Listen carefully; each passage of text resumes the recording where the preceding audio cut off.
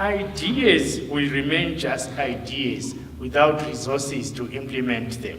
I therefore would like to thank the Wellcome Trust, TFID, NEPAD, and other funding bodies for supporting this noble cause through the African Academy of Sciences and IESA.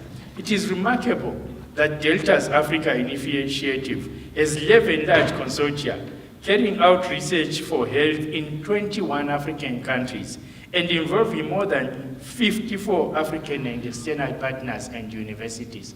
I think this is what you call scale and critical mass. And often on the continent sometimes, what we lack is scale and critical mass. You find dotted all over the continent in a few institutions, individual researchers doing excellent work. But what actually is needed is through collaboration and partnership to build scale and actually to develop the capacity to deal with large challenges that emerge all the time.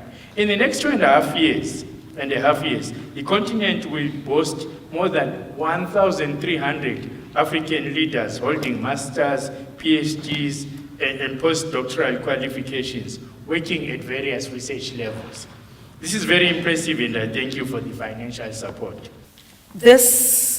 Today's event is dubbed The View from Halfway. A very apt theme, and we're at a point halfway through our first Deltas program, and we're introspecting. So it is very fitting that it is called The View from Halfway. This midterm review will help deliver an even higher quality program. We are happy with some of our progress thus far.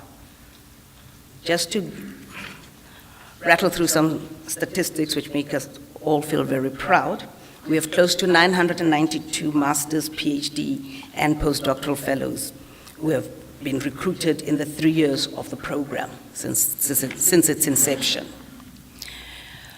PhD recruitment as a percentage of the planned 5-year targets across all Delta's grantees now exceed 100%. MSc recruitment as a percentage of 5-year planned targets stands at 69%. A total of 13 fellows were attracted and recruited from the diaspora, thereby contributing to reversing the brain drain on the continent. 48% of the fellows that have been recruited are women. Grantees have attracted $60 million in additional funding from African and international governments, global funders, and the private sector to support their Deltas Africa programs, and have received awards in recognition of their scientific excellence. I recognize that in this room there are many whose hearts rest in advancing Africa through science, technology, and innovation. We continue to collaborate and maximize on these connections to transform African lives through science. NEPAD connects us to the AU and have supported us in building the AAS infrastructure, and with government, a key stakeholder, we work closely so that there is a true shift in the center of gravity.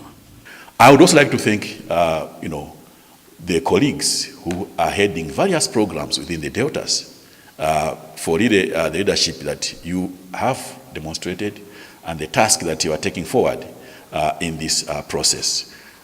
The Vice President gave us a statistics here. Sounds very impressive. I think we are getting there.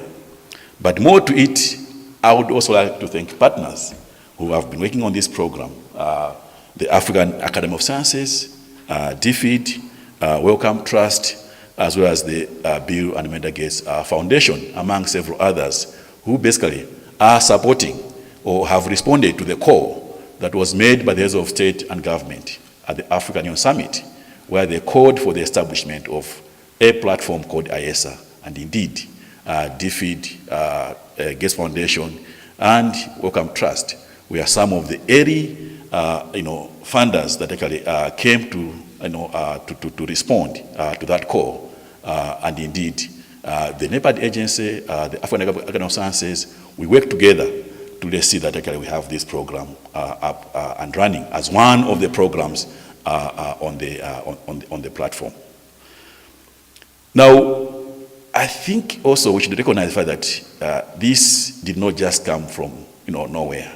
It was our own Ministry of Science and Technology when we are designing the Science, Technology and Innovation Strategy for Africa, STISA, who said, African Union Commission, NEPAD, whatever comes in this new strategy, can you make sure that our African institutions play an important and visible role? And I think they were very particular about the African Academy of Sciences. They said, in the new strategy, we want to see a visible role for the African Academy of Sciences. I took that directive, went to Nairobi, met the executive director and said, I have been summoned by the ministers that in the new strategy, you have to play a visible role. And I think that was a turning point. And indeed, we worked together throughout the strategy and to implementation to make sure that actually the academy played a visible role. Hence, I think you see that now our academy is really actively involved in supporting programs on the continent. And even more important was the role of our higher education institutions. And indeed, if you look at the grants, most of them have been taken up by our higher education institutions. As you know, the whole Deltas AISA program is something very close to my heart since my time here at Wellcome.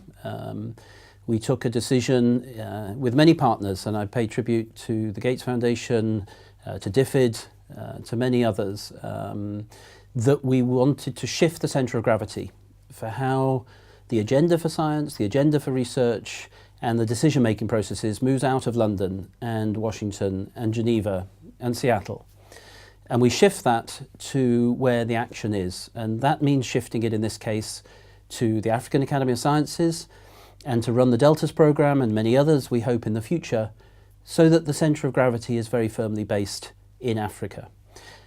When we did that, it was very controversial. There were a lot of people who said it's too risky. I think the last 3 years has shown just what a success that can be. And already, more than 500 people have come into the programs across the AISA Deltas platform. H3 Africa has become part of it. The Grand Challenges is now part of it.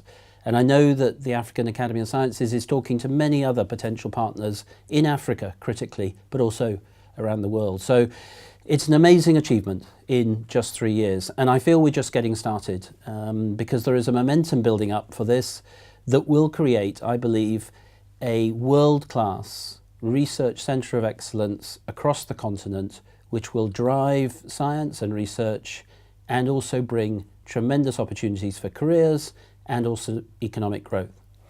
Clearly, we're not where we want to be yet. We need new partners in this, and we need African research councils and African governments to really contribute to this and lead it.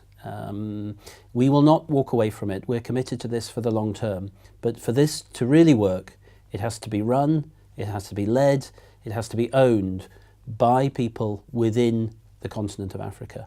That's what we're seeking to achieve, and I think the first 3 years has shown that that is a realistic ambition to have. And just this specific program fits under our research capacity strengthening initiative, which is because DFID really sees the importance of investing in science, technology, and innovation in Africa, and sees this as a huge, significant contribution to the UK's partnership with Africa and central to modern economic development. So it's an area that's really important and that we see as an area where we'll have increased investments within the future. Before I joined DFID, I was working at a leading research organization in Kenya, where I saw firsthand, as I was working on some large-scale research programs, randomized controlled trials, and recruiting and training and mentoring other researchers, I saw firsthand the gaps in research training in the region.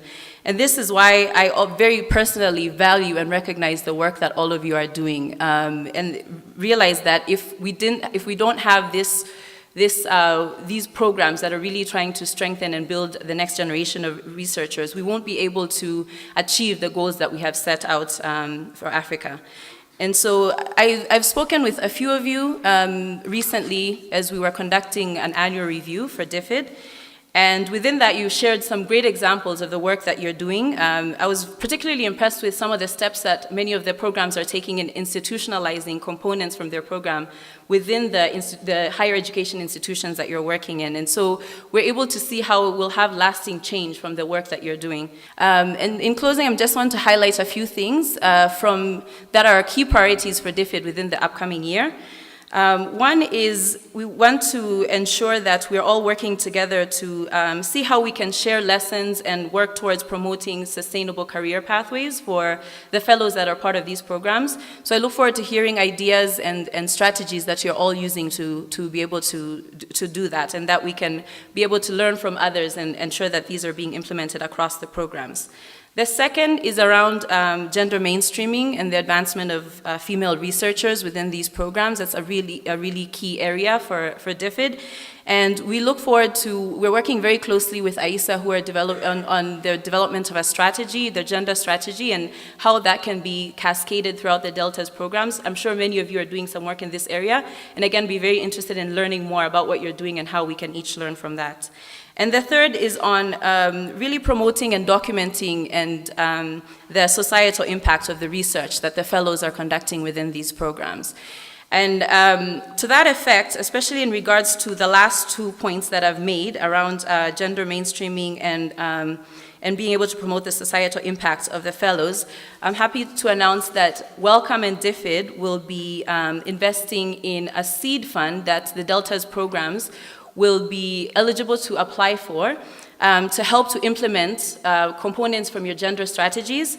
And also, in regards to the part of the theory of change of Deltas, which is around scientific citizenship, there'll be a seed fund that's helping fellows who have engagement plans to be able to implement some of those approaches from their engagement strategies to really ensure that they're able to engage with community and other stakeholders to ensure that their research is going to be relevant, and that this will also help to build demand for their research and uptake of their research as they continue with the program.